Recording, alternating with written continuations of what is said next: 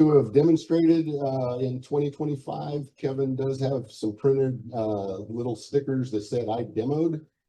Pick up the sticker and put it on your name tag as a badge of honor.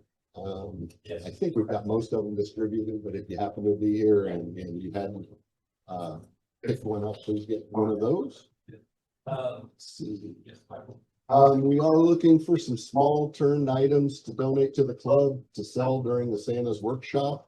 We'll have a club table and or two, and we'll sell items during the Santa's workshop event. You can also sell personal items at the club table, but the club will take 20%, will go to the club. Santa's workshop this year has some opportunities for members to sponsor their own tables. You need to check with the guild for the sign up. And I would say check soon because it's not too long away. Santa's workshop is going to be November 22nd and 23rd. And we basically, if you volunteer, we'll find a job for you, but there's going to be several things to do, as well as the club usually ends up on a drill press, drilling holes in the back ends of the truck to put tops in and let the kids all pick tops. It's a great event. It's Saturday and Sunday. If you can volunteer for one day or half a day or whatever, please do. But again, we're looking for some items to sell. So if you have smalls like ornaments and things that you want to donate to the club to try to sell, or if you'd like to sell your personal items, we'll put them on the table, but know that 20% will go to the club. If you want to have a table with your personal items on it, that's when you need to talk to the guild, and they'll set you up with a table. And as I understand, the guild is taking no percentage of your sales, but you would be responsible for any sales. So you'd have to have a credit card reader if you needed that. If you run it through our club, we're going to take 20% off it, but we can do that for you.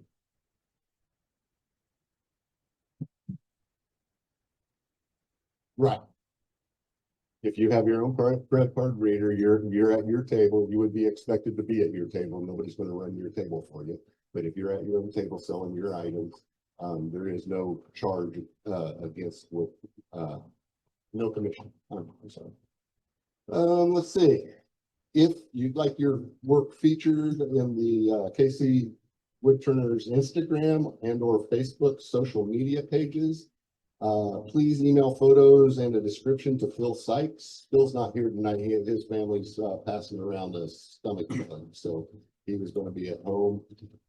But you can also, and this is all above my head because I'm not a social media person, but if you don't want to email Phil Sykes, he said, or you can also tag or mention our account at KC Woodturners or invite us to be a collaborator on your post. If you have any questions, please reach out to Phil. The social media, we look at it as great exposure for the club. So the more things that we can get out there, the better. And if you've got a little project idea to get out there, got some nice pictures and a little blurb about what you did, please pass it on to Phil. Okay, this takes us to our November is the date that we have to vote on our proposed slate of officers. So, and also offer nominations from the floor. So our proposed slate of officers is very familiar to you all because it's the same slate of officers we've had for the last 3 or 4 years. I will once again be president, unless somebody else really gets me. Mike Thomas is going to still do our vice president, which that's a job. He's got to get the demos lined up for the whole year. So help Mike out whenever you can. And Kevin, who's since I realized that we had a treasurer, has always been our treasurer, and he will continue to be our treasurer, which is a good thing. And Elizabeth, right? Elizabeth, I did see you there she is over there. Elizabeth has agreed to continue to be our secretary, which is godsend. So thank you, Elizabeth, for that. Appreciate it. Brian stepped in this year and has become our Wood Chips editor. And Brian, thank you very much for that. So before we take a vote, I want to make sure, are there any nominations from the floor for any of the slate of positions? Don't all charge me at once. I don't see a rush of hands. Okay, then, given that, all in favor of the proposed slate of officers, please raise your hand. All those opposed? Looks like we're going to be the same set of officers this next year, but I hope that goes good for you guys. Along with our slate of officers, which we couldn't do it without our at-large members. They're very important to our board meetings and adding ideas and things. So our at-large members will be, once again, Sue Bergstrom, Mike Erickson, Ed Jessic, Anthony Harris, Bill Paulo, and remotely Ann Molina remotes in on from Texas. And it's very nice to have Ann's input because she brings in an input from another club and has a lot of ideas for us. So really appreciate that.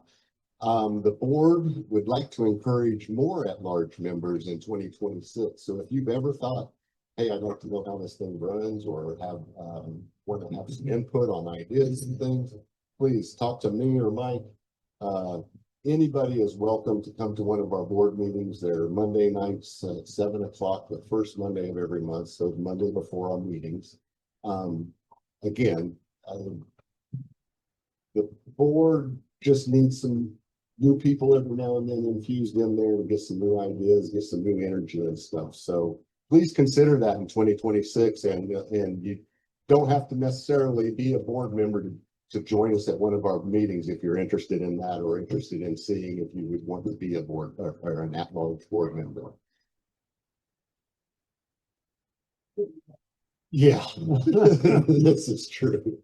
Along with mentioning our at-large members, I do also want to mention and acknowledge that our freshmen have been handled over the many years by Dan and Linda Carlson. Thank you both for taking care of them. He's not here tonight, but mention it to him sometime. Thank Phil Sykes for offering his time and efforts in getting some safety information out there. I know sometimes it can go a little bit long, but he's always got his intentions are on just, keeping us safe. I appreciate it. And you don't see him very often until he gets out here in front of everybody, but back behind the window back there, turn around and wave and say hi to Rob Platt. He's our audio visual and has done a great job, and has to kind of relearn the thing every time he comes in here because they changed something on him. So he does a great job getting our TV running and our PowerPoint rolling and the cameras. He has to remind me every now and then to get in front of the camera. I think that gets me through the voting part, so I'll just get on into our open shop. Open shop. I failed to mention the newsletter that Brian Bartelli is now our editor of, because I had already mentioned Brian is our editor. Open shop. Everybody has probably pretty familiar with this, but for the new members, every Saturday morning from 8:30 to 12 p.m. and a lot of times it'll go past 12. And then Wednesday and Thursday evenings from 6 p.m. to 9 p.m. Sometimes there are people here a little earlier than 6 p.m., but the official time would be 6 to 9, except for the third Wednesday of each month, which is the guild meeting night, and we don't turn on that night. As far as the shop goes, please help keep it clean. Wear your badge when you're in the shop. Sign in when you go in there. There's a doorbell on the back door. If you happen to come in and the front door is locked and the back door is locked, but it's open shop time, ring the doorbell and it moves into our shop, and we'll come back and open the door for it. If you see any equipment problems, talk to one of the board members or talk to me, and we'll see what we can do to take care of them.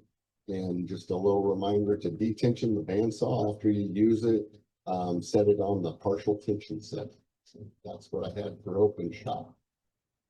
For help wanted, Again, we're going to be participating in Santa's workshop this year, Saturday and Sunday, November 22nd and 23rd. And I did look to see if times were listed. Do you remember what times? Is it 10 o'clock that it starts? And I think on Saturday it goes to 5, and on Sunday I think it goes to around 4. Okay. Stop showing up.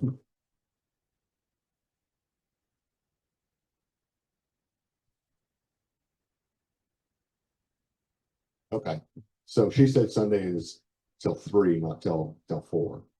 So Saturday, I'm pretty sure it's 10 to 5. Sunday, we think it's 10 to 3.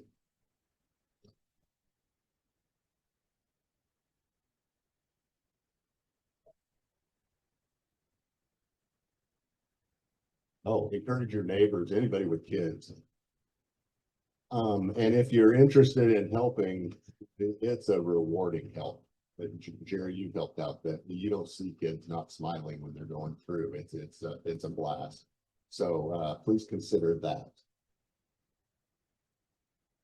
11 to 5 on Saturday. Oh, Sunday's 10 to 3. Okay, so it starts a little later. I think last year it started at 10 on Saturdays.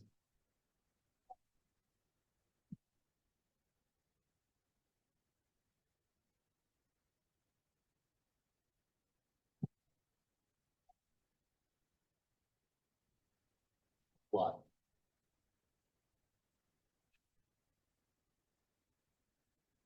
And I got a question back there.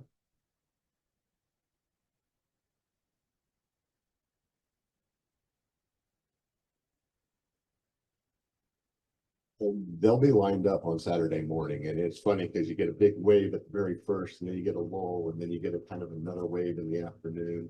And then I know last year on Sunday there was a Chiefs game, a pretty important Chiefs game. So by the time it hit the Chiefs game, it went really light, and Santa Claus was out there watching watching the game with us.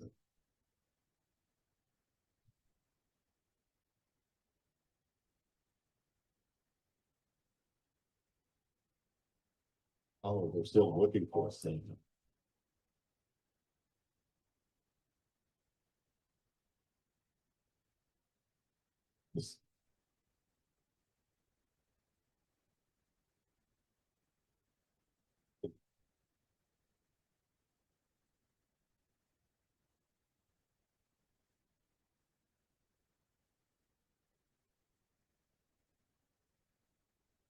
So let me look around here.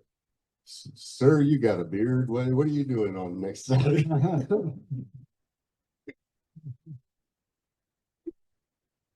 Your name isn't Chris by chance, is it?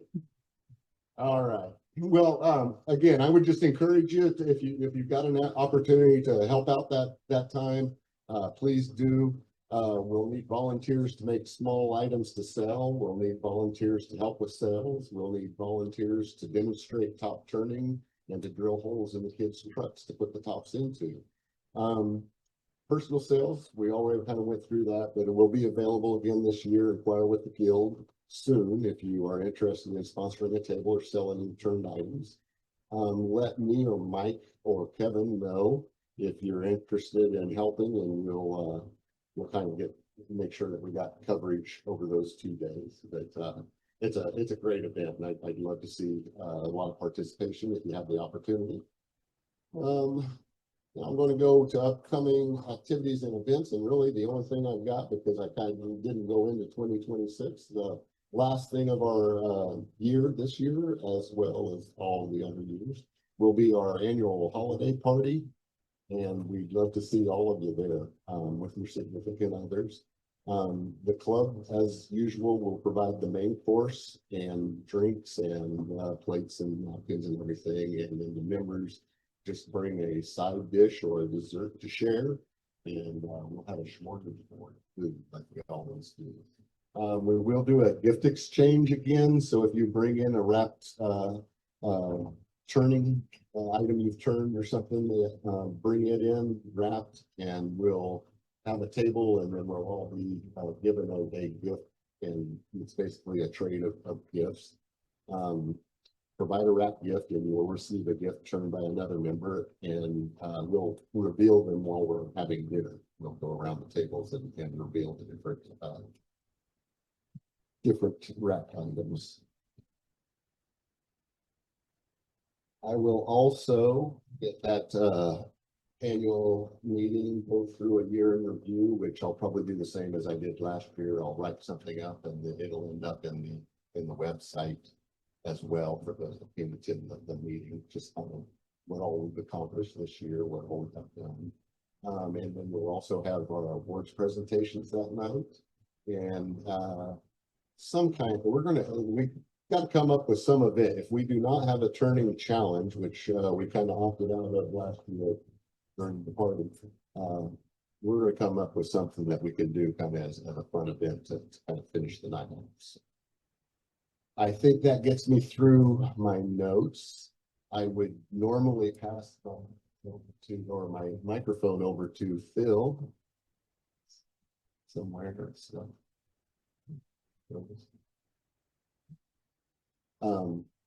Phil knew he wasn't going to be here. And so he said, Phil, safety minute. This is me doing my best impression of Phil.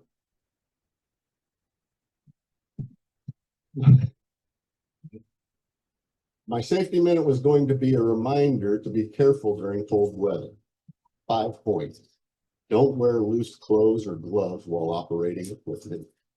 Use air filters and respirators indoors. Take regular breaks. Check safety equipment, fire extinguishers, and smoke alarms too.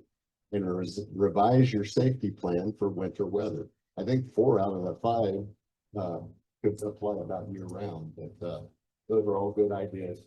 I've had turners, in fact, Tom Boley wears gloves a lot of times while he turns, and he explains how a lot of people will say that's dangerous, and I think he just explains if you are careful and you're aware of what you're doing, he does it so he doesn't burn his hand right with it.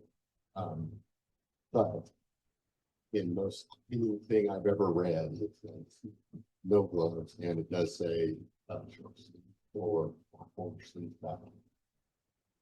Okay, that gets me through my safety minute, or Phil safety minute. Tell them how much you enjoyed it next month. And leads me right into our demonstration by Brian Bartelli. Please give him a nice round of applause. Brian, you got hooked up. Good. All right, can you guys hear me? All right, welcome. Thank you. Good evening. Tonight I'm going to try and do a couple of different turnings for you. I'm going to try and do a 2-for-1 emerging spear and an emerging bowl, and I have some examples up here.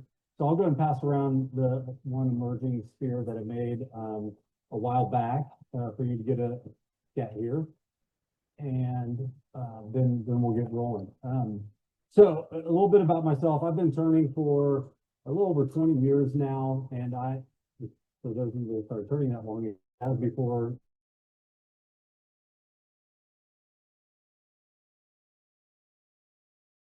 breaking things or by messing things up. But I went to a demonstration probably a year or two into my turning, and a few things that I learned that were probably the best tips I ever got from a well-experienced woodturner was, one, how to sharpen my tools, because that's super important to know how to have a really good sharp tool. That was really good. How to use the bevel on your tool when you're turning, which was a game changer for me. I was getting a lot of catches and things like that, and once I learned how to ride a bevel, made a big difference for me as well. Then the last thing that was really important was looking at the grain of the wood and knowing what direction you wanted to go. And that, whether you're doing a spindle turning or whether you're doing like a bowl or something like that, you always want to be going into the grain. And so those are the 3 tips that were really important to me. But I'm going to jump into this spear turning here. So the first thing you need to do in the spear turning is to grab a chunk of wood that would be like a turning type of wood, right? So my grain's going this direction on this wood here, and you want to square it up as much as possible. All right, so you want to put it through table saw or planer or whatever you do, band saw, and try and get 4 really nice square edges. It doesn't have to be exactly perfect, but the closer you can get, the better off you'll be in the long run. The actual size of it really depends on what you want the end result to be. So this particular piece of wood I have here was the same piece of wood as this one, which I made about a week or 2 ago, just kind of get a sample going on the same piece of wood. You can kind of see what size this will turn out. Now, the sphere that I have on here doesn't have to be that big. In fact, it's a little bit bigger than I like, and that's why I kind of quit working on this one. And I would probably go ahead and put this back on the lathe at some point, so I can turn it down a little bit smaller, because it's almost the exact same size as the piece of wood that I've left behind here.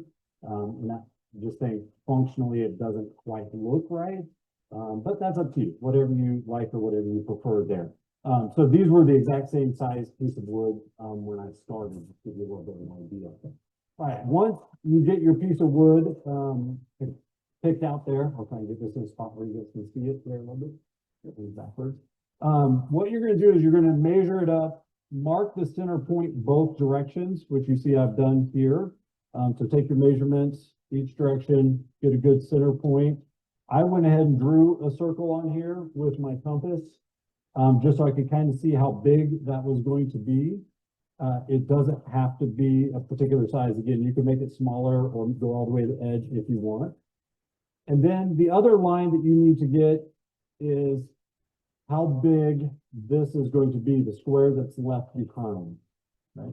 And I would suggest you take off about 1/3 of the total thickness of the wood, okay? Somewhere around 1/3. Again, it's up to you what you want to do, but if you start to get this a little bit too small, you definitely don't want to go past half. You go past half, you're going on the other side of the sphere. That's just not going to work out for you. So 1/3 is what I found to be just about right. So you can see here, I went ahead and drawn a line on this, where you can see that that's 1/3 of the distance. So third would be right there. I go ahead and do this on 2 sides, because when we get this put into the lathe, we're going to turn one side, then we're going to have to flip it, okay, part way, in order to turn the other side of this. So I go and get everything marked up right away. It's a lot easier to do it that way. And then when you move it across the lathe, you are ready to roll with that. All right, so the chuck that I'm using here, yet, so I'll pull it off so you can see it. So this is, I have one of those attachments that you can, one of the attachments that you might use to reverse chuck a bowl. They make them all different sizes, all different brands, whatever they might be. And this particular one had holes all the way through it. And so I ended up making the chuck, found some scrap pieces of 2x4. You could use whatever you wanted in your shop. And cut these out and then drilled them and clamped them in and screwed them in. So when I did this the very first time, in order to get this as squared up as possible, I put, a piece of wood in here, clamped these down everywhere that I could to try and get them as squared up as possible. And then once it was clamped down, I flipped it over, marked the holes, pre-drilled them, put my screws in to try and get it as square as I possibly could be. And so that's the chuck that we're going to use in order to hold this piece of wood in, because you don't want any holes in this as you're working, and there's no way to like reverse chuck it to go ahead and finish it up. So I will go ahead and put this back on. We'll go ahead and get this chucked up, and we'll get this lined up and get started on the turning here.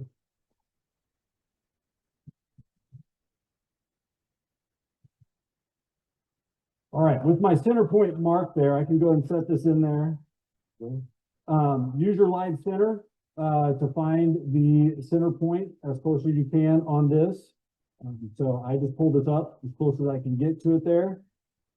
Depending on what you're doing here, you might or might not want to actually put that into the wood to make a little mark. This example that I used here has not been, drilled out and hollowed out on the inside like the one that got passed around. If you're going to hollow it out, it doesn't matter if you leave a little, mark in the wood there. But if you're going to leave it as a full sphere, you probably don't want to put a little dimple in there, because, you might not actually end up turning that out depending on how how far down you go on that. So it really depends on what you're trying to do. So I'm gonna get this lined up as I can.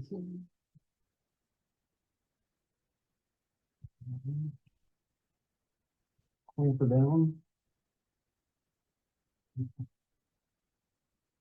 If you are going to drill this out and hollow it, you could leave that center point in there for a little reassurance as you're turning. Actually, these chucks, the way this is set up, then they're pretty solid. It might not look like your typical, setup that you would have, but that's in there, and it works pretty well. And you can give it a pretty good tightness too. Because the direction of this grain, so although the wood looks like something that you'd be spindle turning, the grain is actually going this way right now. So this is the same as turning a bowl. All right, that's the direction that the wood's going. Now, clearly we're not turning a bowl. We have a lot of air that we're going to be turning in this. And because of the nature of the spear that we have going on here, it's pretty hard to turn it like you would a bowl. So if this was a bowl and you're turning the outside of the bowl, you're clearly trying to go this direction, which is not what we're going to be doing, right? So we're going to be doing some scraping and some turning, a little bit of both. Sorry, I put it in the wrong direction. I don't have my line.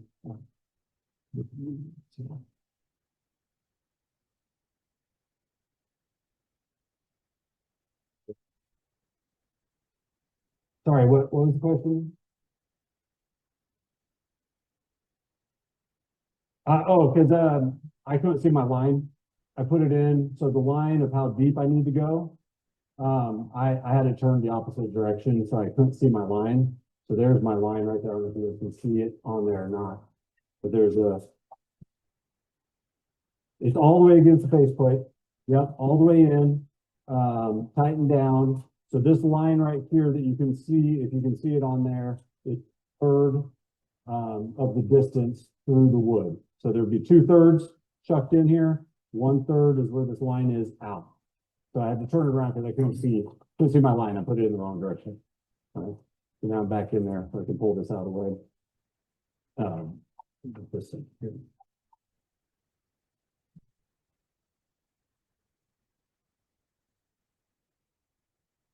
Yeah, so if you got a wonky piece of wood, it's not gonna hold in as well. But also just when you have the finished product, you want square edges here. And also we're gonna have to turn this, right, directionally here in a second. You want everything lined up as perfectly. The success once you turn this first half really comes into how well you can line it up the second time you turn it around. So if you've got it off just a little bit, your spear won't line up. But I'll show you what you can look at when you're trying to figure out if it's lined up or not. Because even when I've done this before, if you're off a little bit, you can still adjust it once you start turning. So it's not like once it's chucked in, you're done for it. If you mess up, you can't correct it. You can correct it. All right, this is one of these turnings. Got lots of stuff hanging out here. So most turners know you want to, give it a good turn there because you don't want it hitting your tool rest down here or something else that you might have sticking out. So make sure that you really check that and make sure that everything is clear. And you go step out of the way, of course, and turn it on and make sure. All right. So there's another one of these turnings where you want to watch your fingers and your hands. There's a lot of air and a lot of things flying around here. So what I'm going to do to start with is just, I'm using a bowl gouge because we are turning essentially the same direction as a bowl. And when it's turning here, I can see the marks that I put on here. I can see the round circle that I put. So I kind of know how deep it is, but you can also see, even if you didn't put that circle on there, you can see where the solid mass of wood is there. So you know where your spear is basically going to be. And if I stand over here, I can see my pencil work. Even when it's turning, even though it's only on one side, I can still see it. It's a little light, but I know where it is. But it's one of those turnings that will stop quite a bit because we're going to have to stop and check our depth. And once we get down to our depth, once we start turning the spear, we're going to have to make sure that we check that out. So.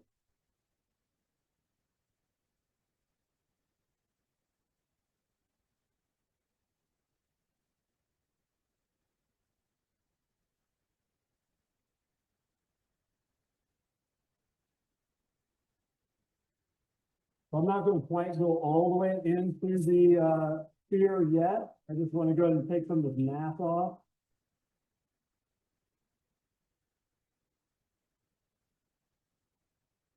And I'm using a piece of maple that's a little bit salted, so it's pretty soft, pretty easy to turn.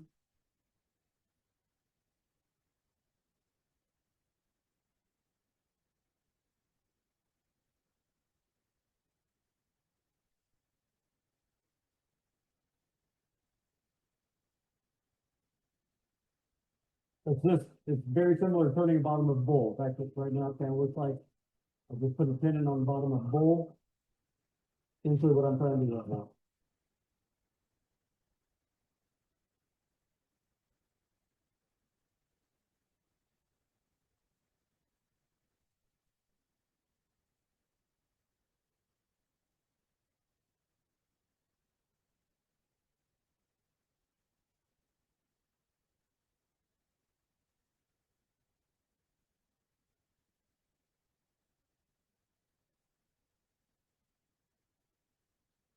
You can see my line, it makes sure I don't have to stop it when you're dropping, but I'll stop it here to kind of see where we are right now. My line is getting really close to it here on the edge. So we've got a little bit more space. So I've got maybe 1/8 of an inch here. So I'll turn that down just a little bit more, and then I can start working on the spear. So I left quite a bit of extra here. This is, I'm going to work on.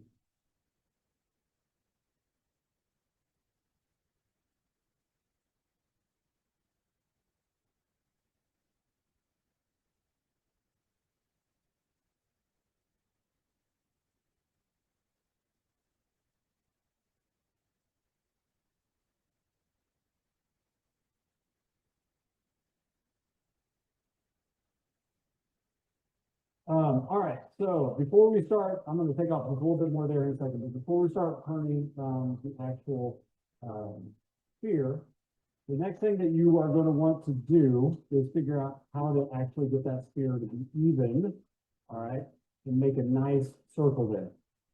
So what you do is take the same distance that you had for your, what you mark your spear with here, okay? And I left my compass already set at that. Okay. Did it move a little bit? All right, it did move a little bit. I will chuck it back into the water. Thank you for that. All right, so what you want to do is take your compass and set it in here in a piece of cardboard, a piece of cardstock, something like that, and go ahead and turn half a circle on here, and then you're going to cut that out. Okay, now I already did this, I won't have to mess with it. So basically, you're turning a half a circle like this, right? And you're going to cut this out, and this is going to be your guide, so you know how to turn this round. Okay, so you'll have to turn a little bit, put this up there, and keep marking it. So essentially, you're just making yourself a little guide there for whatever size you need it to be. Cardboard, cardstock, whatever it is, any of those things work.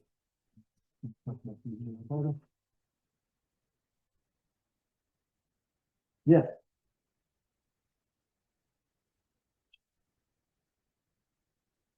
It can, yeah. In fact, I think this one, like this one's a little bit smaller. You can see I have a little bit of extra space on the side there.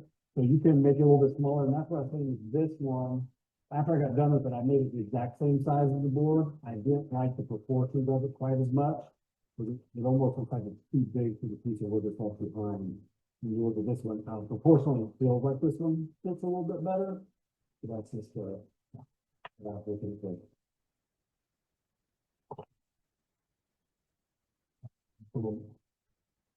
So slip onto. Right there, I've been around 900. I'm going to speed you up probably a little bit here. Because I'm getting a little bit of chipping. And again, this is salted wood, so it's not super stable. So, what's the saying? Speed your friend, so it's not. This one scares me a little bit just because there's so much stuff hanging out there. I guess if it hits your hand at 900 versus 1500, it's probably going to hurt. Either way, right? So that's right around 1,000 there.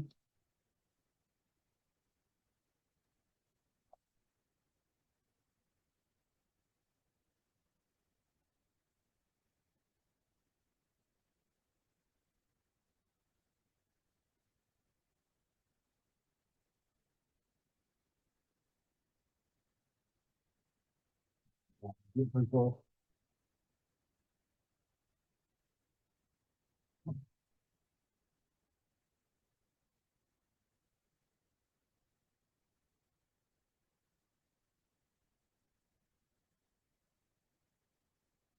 So gonna start roughing out the spear here. I've got a lot of extra on the sides, so I know I can kind of take this down a little bit more.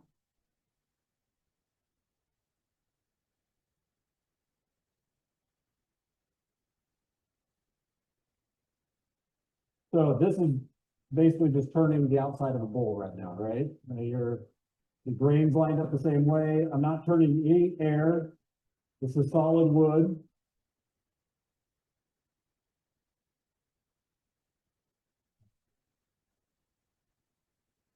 So I know I'm not close to the shape yet, but, once you keep getting it down, you can just start putting this up here and start seeing where do I have a lot of bulk? Where do I need to start taking more wood off? So I'm still way too big on the outside. I can even see that because I'm nowhere close to getting down all the way flat on around here. So it takes more off close to the base.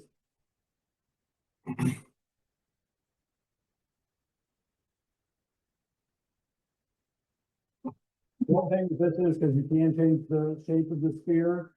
If you get too small, if you take off too much, you can keep making the spear smaller. This really depends on how picky you are at the size that you want. So at this stage of the game, you're really just trying to set the size of the spear that you're going to use. So you can have a lot of flexibility. Once we flip it, you're not going to have as much flexibility because you got to match up the spear that you've already created.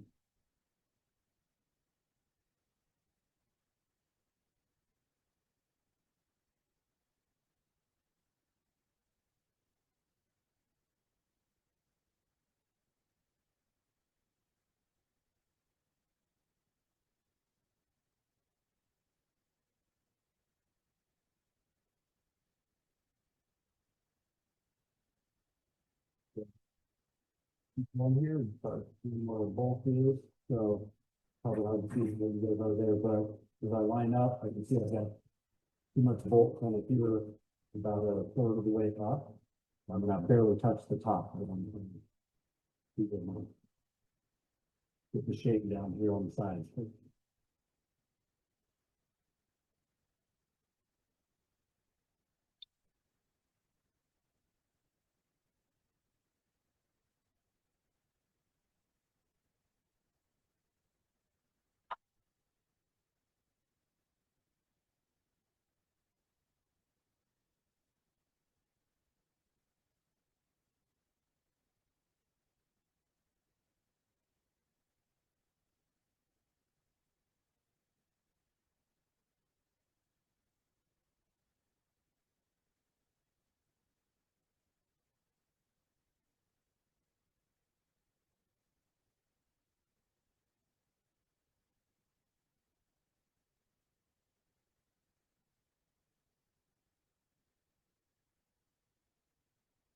Good bulk on the sides. So this is one of those turnings that you could turn it on and off probably 30 times before you get it right.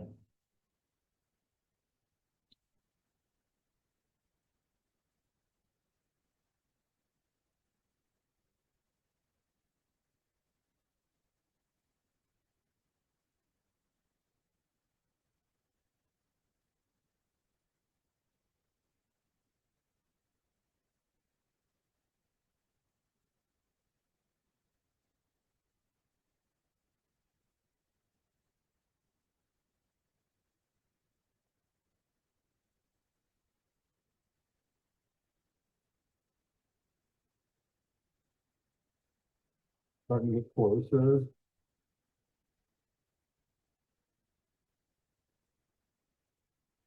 Again, the more accurate you can get it going this direction, the better off you'll be once you flip it.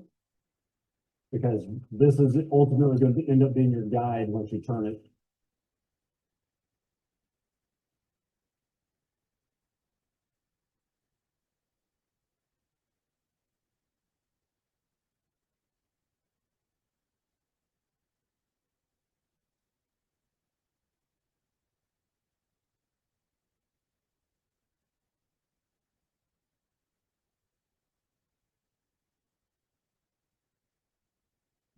walk quickly. Thank you.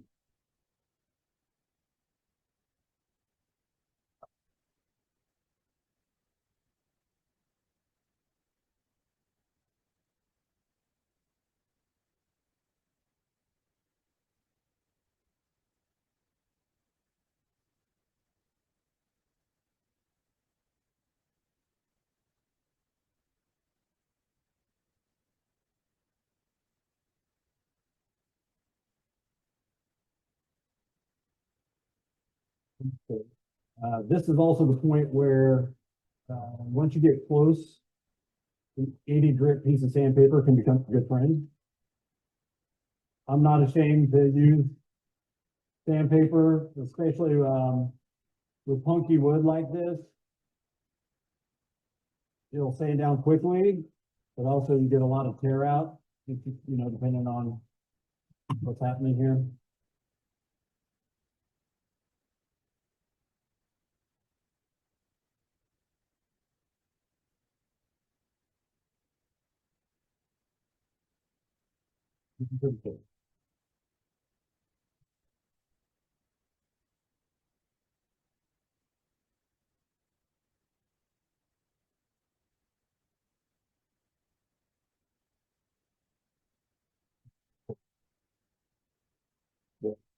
For the sake of this demonstration, I'm probably gonna call that good. I'm not gonna sand it. Now, if you, or at this point in your turning, I would go and sand this spear.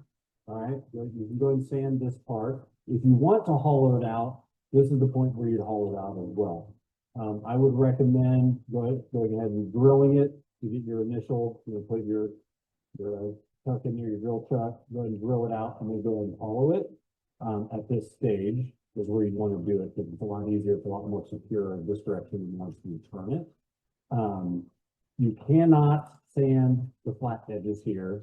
You would tear it if you try to do it or tear up whatever device you have to. You just turn a bunch of air. I'll show you how I go about sanding this once we're all done with this.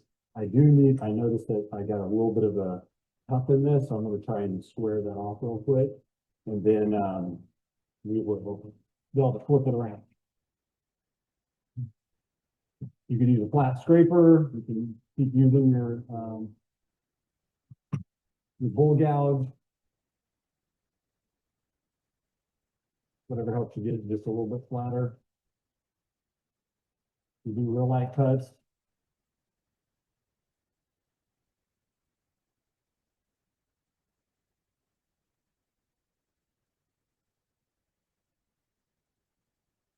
As flat as you can get it, makes it a little easier to sand down later. It also will make a big difference once I flip it in the chuck here.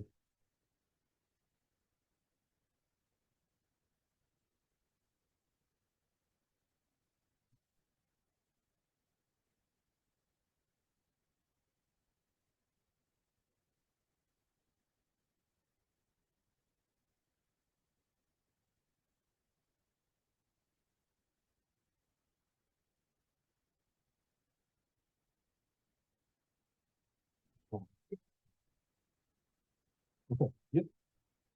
All right, so now that we've got this turned down, we're gonna have to flip it in the chuck. And I'm gonna go take it out so we can take a look at what that looks like.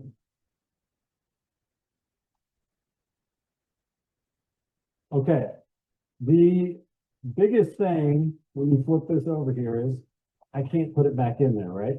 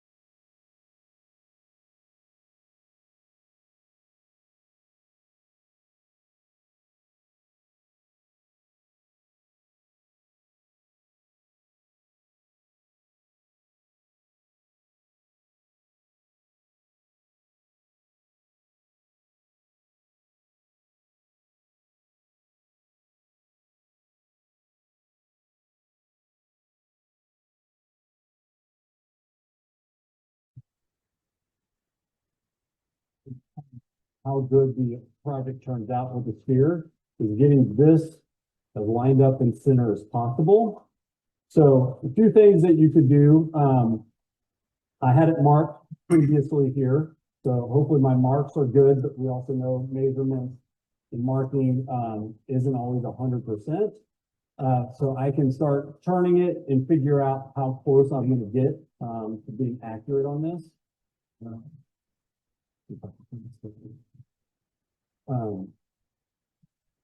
And then I can make adjustments later if I need to.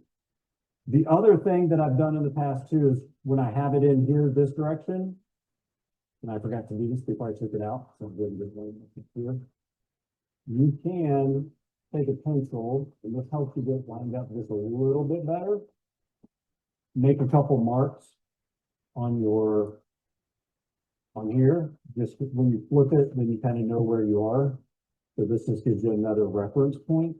For me, I like as many reference points as I can get, just to have as much assurance as possible.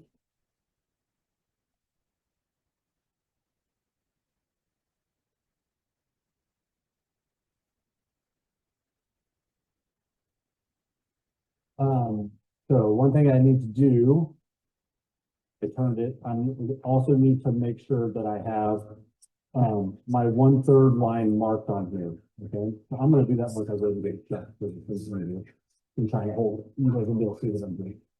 All right, let's get these wedges in here. They'll be solid. Trying to get it as centered as possible.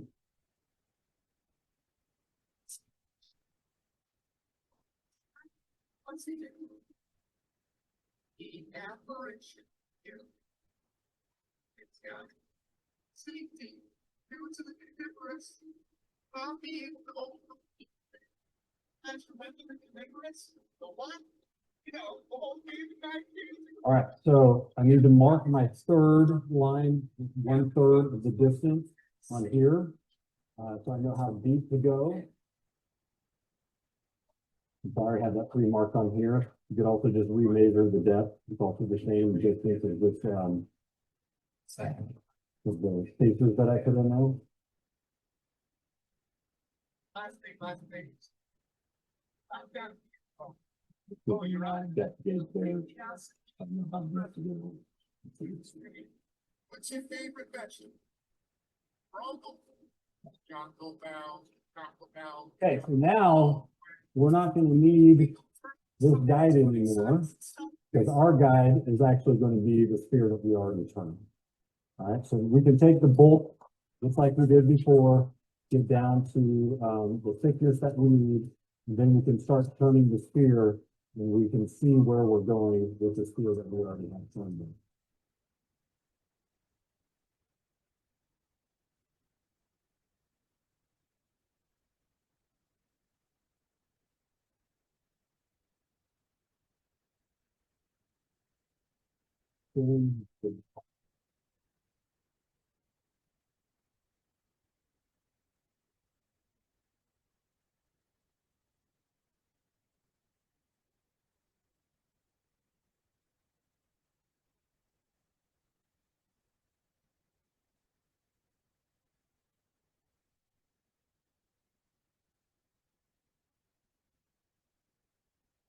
All right, then we're just going to do pretty much the same procedure that we did before, just on this other side. I'll go ahead and start turning the flat spot first. Again, I can see the sphere, the bulk of the material right there. I can also see my line.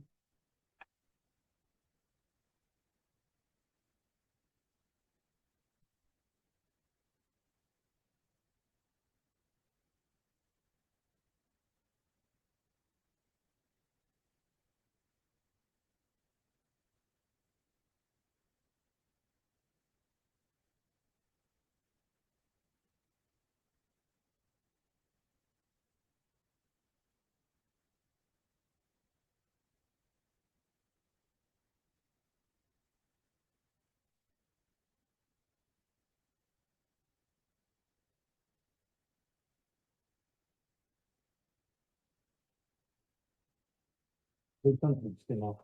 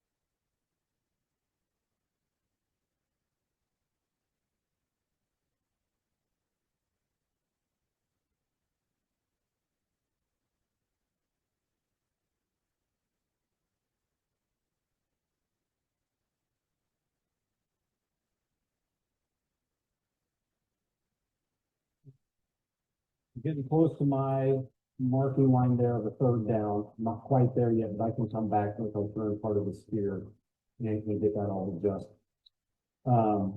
So I'm gonna go and turn down the spear a little bit, but I can already tell that I'm not centered. I can tell I got a little bit more mass on this side than I do on this side. I'm gonna have to adjust it a little bit, but it'll be easier for me to see if I get off some of this little down the top.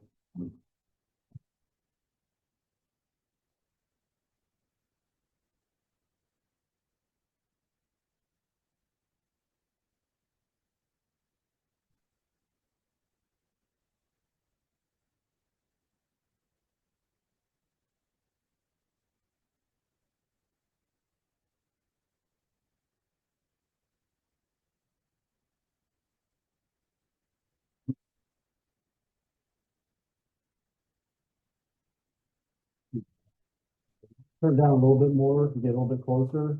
But really what I'm doing here is I'm looking at each side of its spear, right next to where my flat spot is to see the distance between the two sides. And once I get it a little bit closer, I'll be able to tell if I'm off by 16th, 8th, whatever it is. And again, you can loosen up your chuck here and tap it, slide it just a little bit one way or the other if you're not perfectly centered.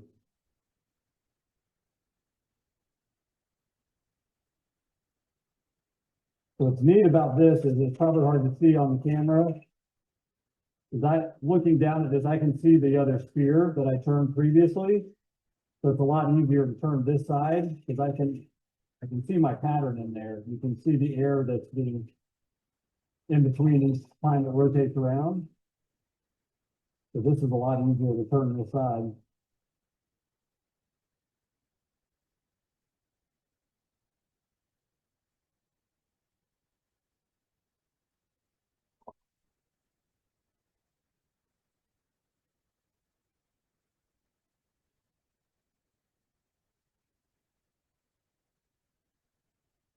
See there, I'm getting close to matching up my spear.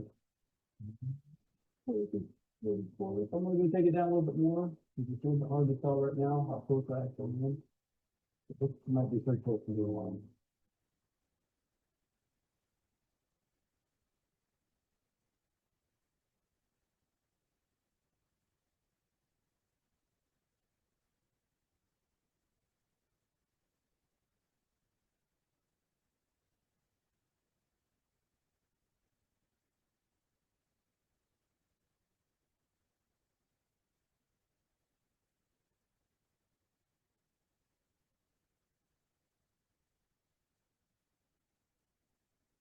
When you start getting to this point, you're going to want to pay really close attention how close you're getting, because if you cut too deep here, you're going to cut into the other part of the spear, and that becomes pretty tough to fix. It's not impossible, but you might have to turn it back, rechuck it, and do it a couple times. We're going pretty good about the distance, so I'm not going to rechuck that. Again, once you get close, no shame in using a 80 grit piece of sandpaper to take it the rest of the way down if you need to.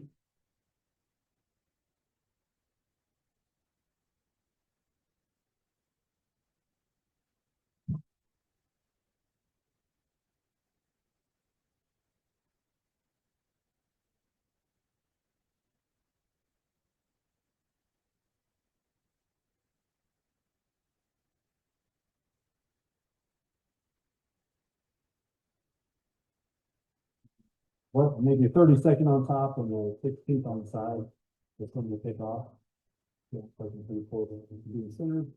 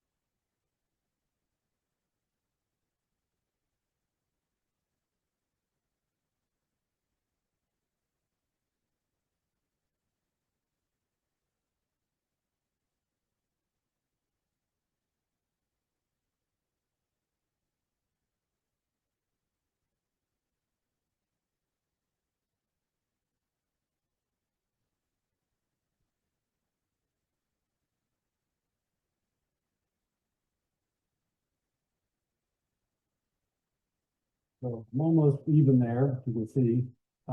Definitely the point in time where you probably want to take out a piece of sandpaper, actually went a little bit too far. So if I got to this point, I went too far, I've got a little bit of cut into my original sphere.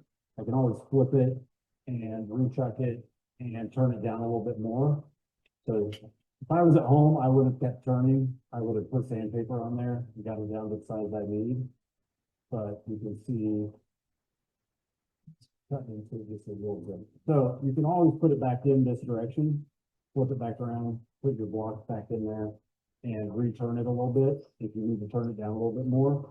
If you just barely cut into it, you can always flip it back around or you can sand some of those out. So you can always go back in and finish that up. So this one's pretty rough for the demo here, because I did sand it and do all the other things that you do. Hopefully that gives you a little bit of an idea of how you can go about turning that here. You get this one around if you want like another demo. Just get ready for this. Any questions about the sphere? And if we have time here, I can show you how I go about doing the emerging goal. Any questions about the sphere? Jump in a little bit for me.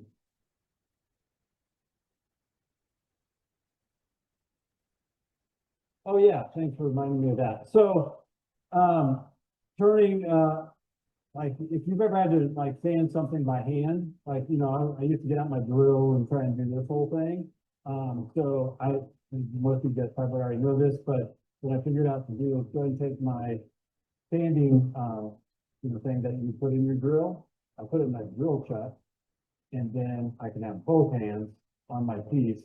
And so if you got it in your drill chuck, you can sand this and you can get nice and flat and you'll be able to manipulate it with your hands versus just hand sanding it. But once you get an 80 feet, so put sandpaper on this in the drill chuck, it sands down nice and flat real quick.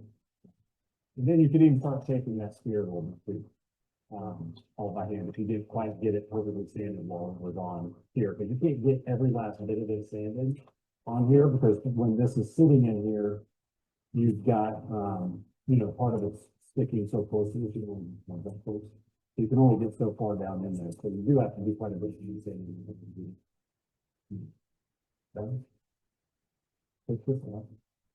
All right. This next one, I've got it mostly set up, so hopefully it won't take too long to do this one either. But, that one I just did, besides the accuracy piece, is actually easier than. So what we want to do, when you're turning a bull, an emerging bull, okay, is you're essentially, taking a square chunk of wood, all right, similar to what we just started with, okay, and you're going to turn a spear, but this time, instead of turning halfway through, you're going to turn it on the end. And then you're going to cut it in half, and I'll go through all this again, so I'm just kind of giving you the general description of what's happening. You're going to cut it in half, and then mount it and turn the other side. Okay, so you're actually making two emerging bowls instead of one. So you have to start again with a nice square piece of wood. If it's not square, it doesn't turn out as good. So you definitely want something that's square. And again, you can do these all different sizes. This is a video. So what I did for this demonstration is I have everything prepped ahead of time. But there's basically three different ways that you can get the sphere turned on in here. So when you get this mounted in here, you're basically turning a half a sphere on the end. It needs to be as perfect of a half a sphere as possible, because if it's not perfect, essentially this is your half sphere right here, right? If it's not perfect, when you go to turn the inside, it's not going to be even all the way around. So it's really important to have this as close to perfect sphere as possible. So these, if it's a little bit off, it might look a little wonky if you're looking at it, but you're not going to notice it near as much as you are on the. So the bowl needs to be as close, because you're making a perfect circle here once you get it into the side. So the way, if you look up on YouTube, the way that they're going to tell you to do that is to make another one of these, right? And stop, start, stop, start, stop, start, stop, start, until you get this as perfect as possible. I did that. It takes forever. Okay, you can do it, but it does take a long time, and it's not as perfect as I want it to be. So what I started thinking about is, so I can get a perfect half sphere, why don't I use a sphere turning jig? Well, I looked them up, the $400, $500, whatever they are. I'm not spending that much money on a sphere turning jig that I'm only going to use a few times probably. And so I decided to make my own sphere turning jig. And I did that out of scrap wood that I had sitting in my shop. And it looks like this. So it works the same way as the fancy ones you buy. It pivots. So this attaches to the bottom of my lathe, right? I can clamp it in, and then this turns, right? So you can get this lined up. And you can turn full spheres with this as well. And I have turned full spheres with it. You get this lined up right in the center of your project. And then when you're turning, you can slowly turn this back and forth. I have a bolt on top here, so you can slide this in and out from your depth. So you start out at the very far end, lock it down, take the turn, all the way around the sphere, move it out just a little bit. Okay. I used a reverse rate scraper, so it doesn't chip quite as bad, but this makes a for a perfect half sphere when I'm turning it outside. So the second time I did this, which was this one, I used this sphere turning jig. It does everything except it gets right up next to the end. You do have to do a little bit of hand turning on that, but it did give me a nice, really perfect sphere. So that's what I created in order to turn the sphere on that side. Then I had the brilliant idea, okay, to try it a little bit differently. So what I did for this demonstration is I took my block of wood, okay, and I cut it in half, because we're going to cut it in half anyway. So I went ahead and cut it in half on the table saw, which gave me, that like 1/8 of an inch, kerf thickness through there. And I cut a piece of walnut that was the same thickness as my saw blade. Okay, this is a small piece of what I had. And then I took and I drew the half circle or the half sphere. And went over my bandsaw and cut that out. And then I glued that piece of walnut on the inside. You can see the walnut sitting in here. So you might be able to see it from where you're sitting there. So that's what it looks like there. And that's gonna be my guide, so when I turn, okay, I don't have to start and stop and measure. I have a guide sitting in there that I can look at while I'm turning, okay? So 3 different ways you can use the cardboard, find out where your spears are. You can, you know, do the walnut trick that I did here. You can make a spear turning jig, whatever works best for you. All right, then I just glued it up again, because I'm not to cut it in half anyways, so it doesn't really matter. Once you get it, the blank squared up, okay, you're gonna put your lathe and you're gonna go and turn a tenon on it between centers there. And then I'm gonna go ahead and chuck it so I can have it there. The one thing I did not do yet, which I still need to do, is find the center so I can get it as lined up as possible. You can measure that. You can use a center jig if you have a center jig like this. You can also measure it or try and find the center of that as close as possible.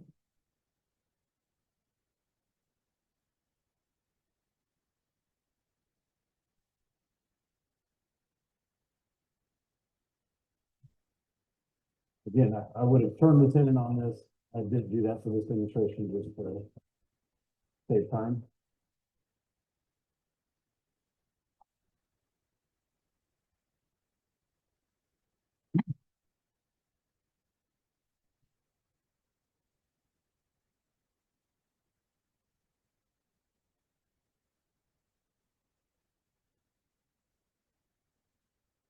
I did. It's the exact, yeah, that's what gave me the idea. So the German ring turning, I did the same thing and it made it a lot easier, a lot more possible to see where you're going. Now, the one thing with this is when you're turning here, you won't be able to see that walnut while you're turning. So you will have to stop in order to find out where you are on the piece, but it's a lot quicker. The other thing I like about this method was I can leave it tucked in with the live center throughout the majority of the turn, which I prefer to leave it tucked in as much as possible. You know, once this is off, just the safety issue with it being floating out there, clearly possible, but not preferred if you can avoid it, right? And that stays out of the way. I like the tapered live center for things like this. So now we are in a spindle turning situation here. So our grain is running this direction. So we're back to spindle turning at this point. We're not bowl turning anymore. This thing. I don't know if we're doing it fine.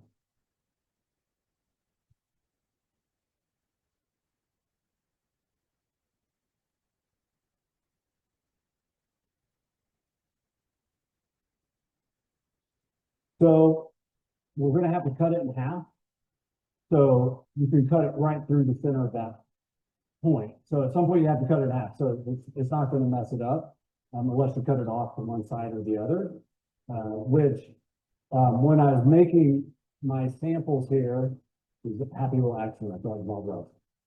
But what I thought about after I made this was next time I do it, I'm intentionally going to cut it too far to one side and leave that whole chunk of walnut in there. And then when I cut it, then when I go down, I'll have a walnut rim on my bowl. So imagine this having a walnut rim right around here. So when I cut this, now it's too thin now, it wouldn't work. I was like, oh, I should have cut that to the other side because that would have made a nice rim. It just would have taken another step fancier, and just another talking piece. People are like, how do you get it on there? You know, they already look at it and be like, how do you turn that thing there? So it just gives them another talking point. All right, so to get this going, we want to leave this section as square as possible. We really don't want to touch it at all. All we want to do is turn this spear out here. And so I take a parting tool or whatever you use to kind of get in there, and just cut down to where we're going to be turning this spear.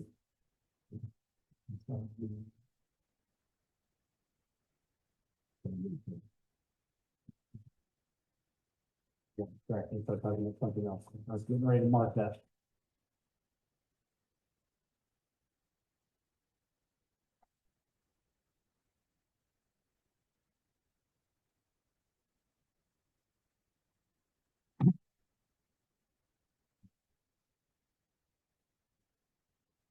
Hey,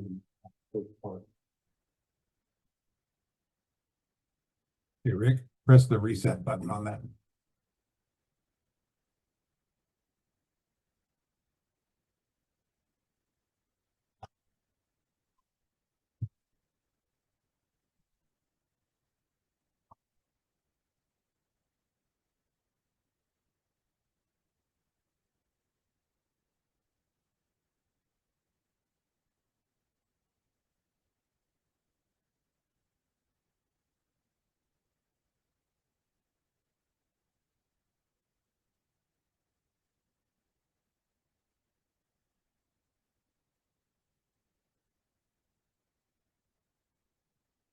All right, you just want to part it down to basically where it's round. You can go further depending on how big the bowl's gonna be here. So you can make this bowl a lot smaller in the center here if you want to. But you're just trying to part it down to get to that center where you're gonna start making your sphere. I'm almost like,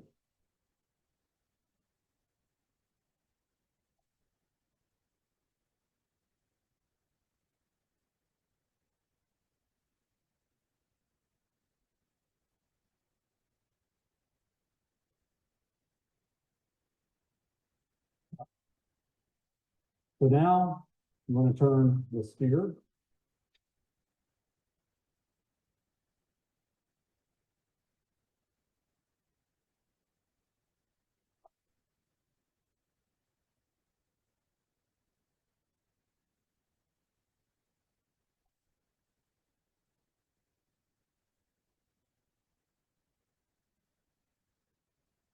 I'm just using a fingernail bowl gouge.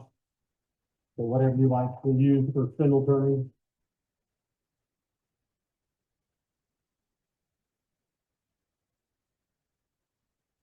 The fingernail fuse, not a bowl gouge.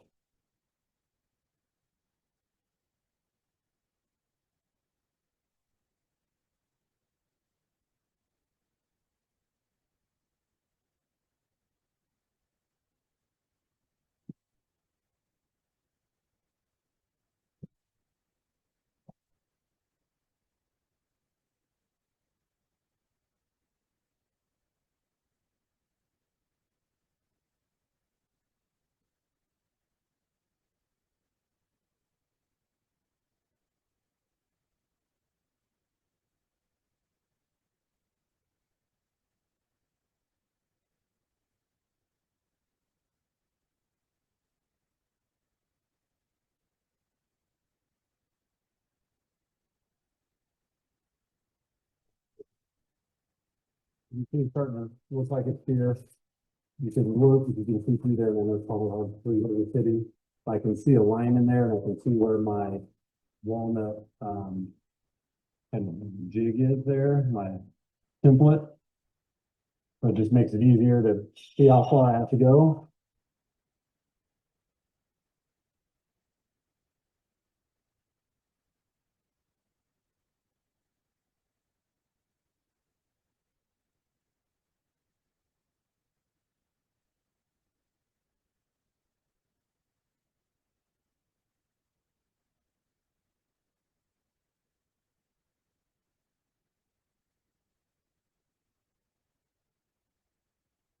Starting to get close. You can start to see the walnut pop up there. So I'm gonna stop at this point for the sake of time. But if you guys get the point, I can go and take this off and move to the next step since I already have that queued up there. And we can look at how we finish up this particular project. So you would turn this all the way so you have a perfect half sphere on this, and then sand it. Okay, because you won't be able to come back and sand this easily, so you want to put as finish of the sanding job as you possibly can on the sphere before you take it off. Once you take it off of here, take it over your bandsaw, take it over your table saw, whatever you want to do, and go ahead and rip it in half. Okay, once you rip it in half, okay, so this is like the old cooking shows. I'm gonna pull one out of the other oven. So that used to be a solid piece there. Ripped it in half. Now you have two pieces that you can work on. All right. So I went ahead and set this up ahead of time to get for the sake of time, but also for safety. So What you have to do next is build a mount this in the lathe so you can basically turn a bowl.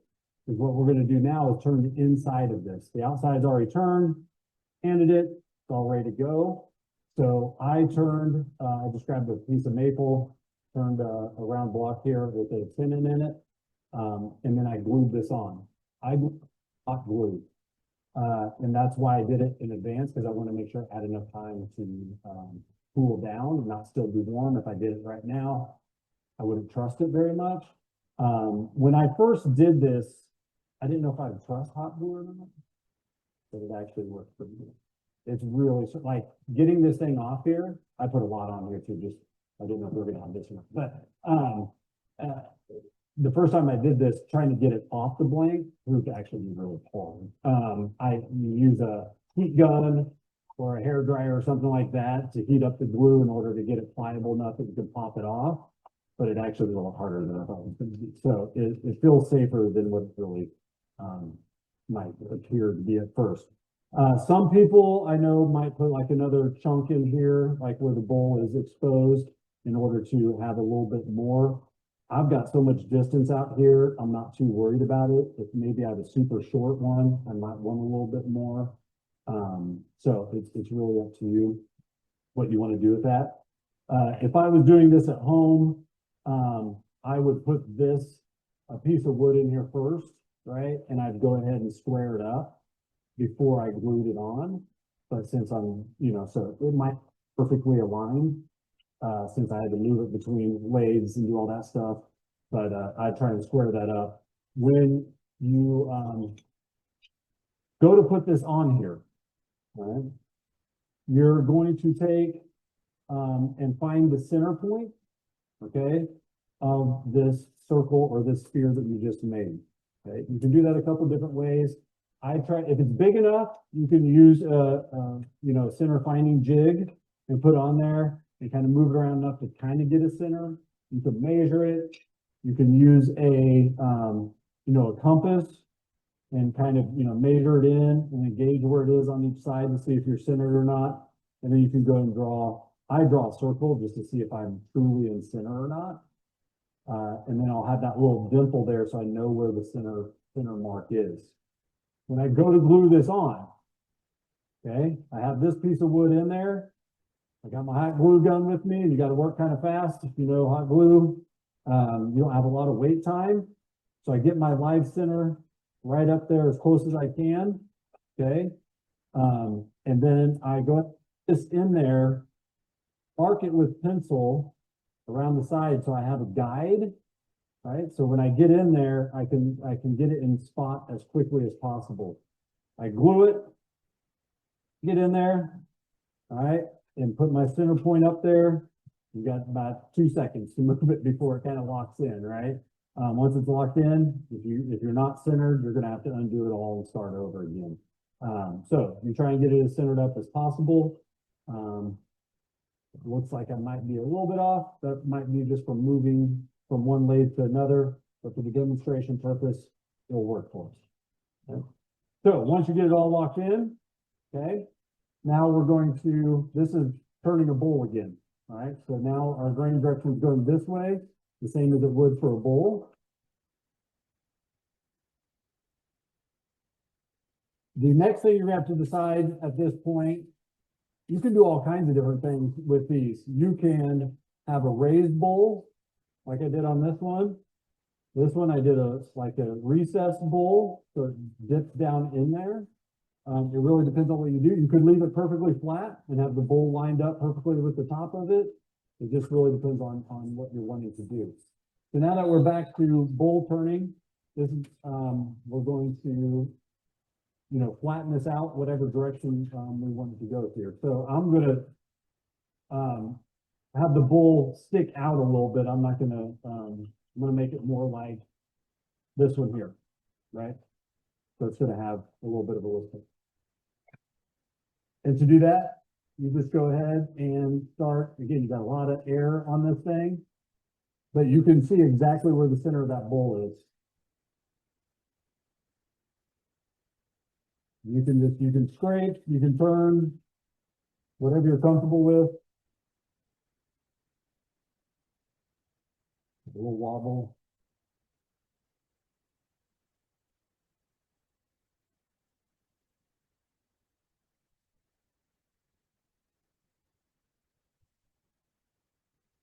And really, this is just about taking your time. So starting to chip away at that a little bit. You can also see where if I let that walnut edge thicker, I could have that nice rim there. Be my next project.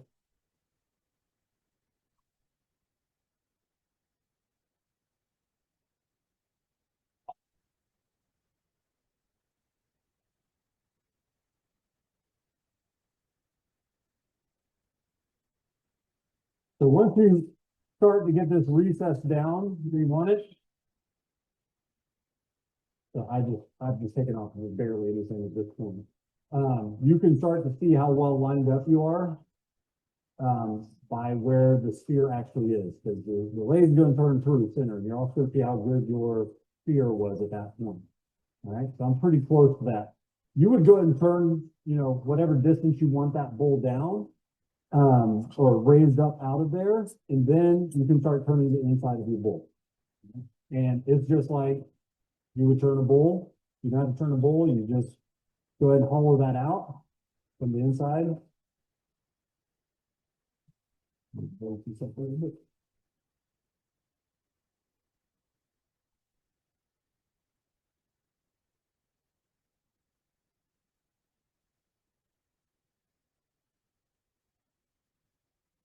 Not too high.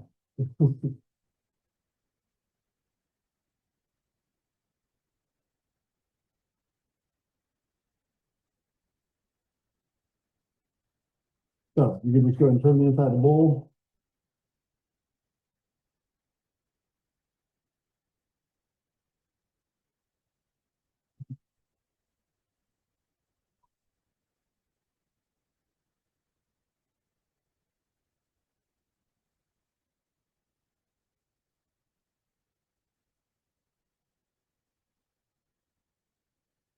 I'm gonna go and stop there just for the sake of time, because you can see where we're headed. I don't have to finish the entire thing. But that's the way you start to follow out the inside it up together. Get it down to the uniform thickness that you want. You can keep taking this down further, whatever distance you want that bowl to pick up. Sanding technique, I would do the same thing that I did. You can sand the inside of the bowl while it's on the lathe. All right, not a problem with that at all, because that's all solid wood. There's no air that you're turning with that. But this outside piece, I would take it off the lathe, take it over to the drill press, sand it however works best for you. Questions about the merging bowl? I know I went through that fairly quickly. So. Yes.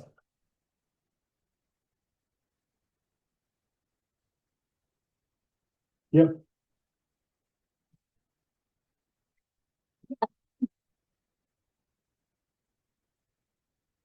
So if you wanted to make this into like a bowl, yeah. Yeah, you'd be able to do that. I could go back right now, even cut this in half and make a bowl out of this. Yeah.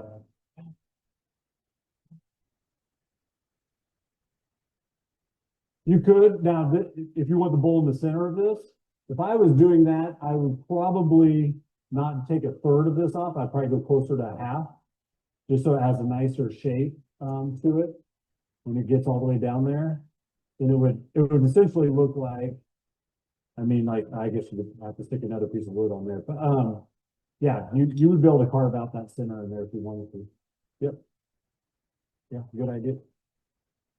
No, if there's more questions, go ahead and ask.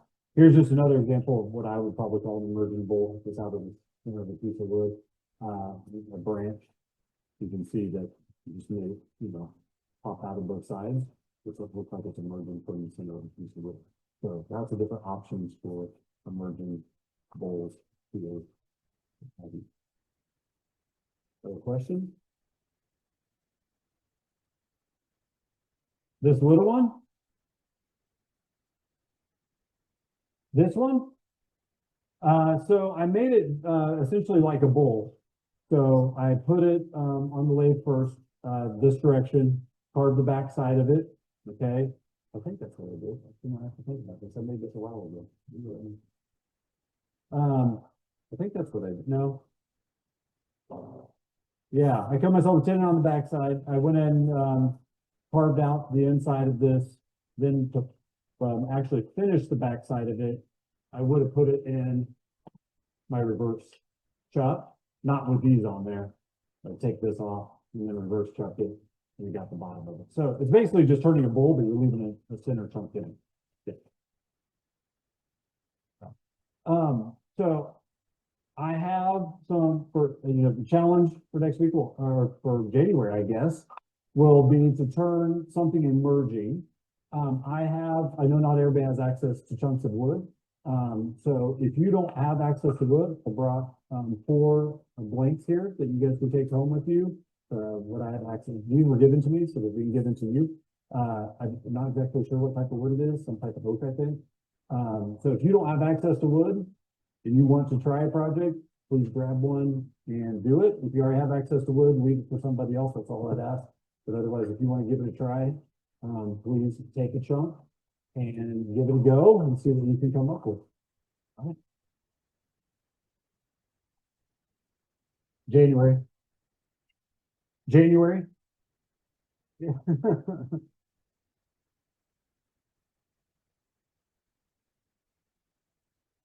Yep. Emerging, anything emerging.